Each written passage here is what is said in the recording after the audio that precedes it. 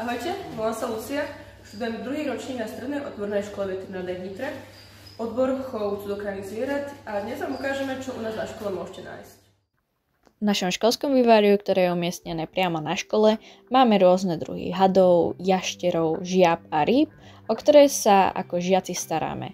Na týchto zvieratách si naši žiaci 3. a 4. ročníka môžu nacvičovať klinické vyšetrenia a odoberať vzorky, ktoré potom môžu pozorovať a diagnostikovať v školskom laboratóriu a školskej ambulancii. Taktiež našim žiakom 1. až 2. ročníka prebieha viac zootechnická časť výučby ako staranie sa o prostredie a blahobytosť našich zvierat. Ako žiaci nášho odboru praxujeme nielen na školských pracoviskách, ale aj mimo školy, ako napríklad v Zoo Bojná, Bojnice, Ekopark a podobne. Naša škola spolupracuje aj s organizáciou Erasmus, ktorá nám ponúka aj praxe v zahraničí, ako je Japonsko, Česko, Švédsko, Turecko a mnoho ďalších. Zaujímalo by vás, aké tu máme odborné predmety?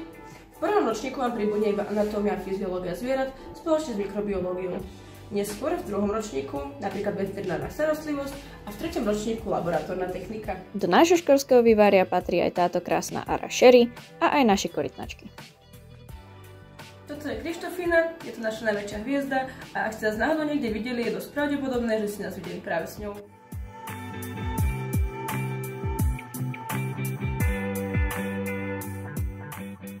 Toto je Harley, je to súkromný had jedného z našich žiakov a teda máme tu možnosť, že ak by ste chceli, môžete si sem doniesť svoje exotické zvieratko Evy a ak som ho na intráku, môžete s ním vidieť cez školský rok. Toto je Lando, je to náš gekončík nočný a kvôli svojmu veku potrebuje asistenciu pri krmení. Musím ofinku napraviť. Počul si, akcia. Volám sa Lucia, Nejsi? Tak donesi aj ty, lebo kempín ho tu má, tak ho tu možno mať aj ty, aký nebudeš. Tiež, pozri, aké pekný pindelín. Nezaostri na ňu. Áno, na ňu nezaostrilo.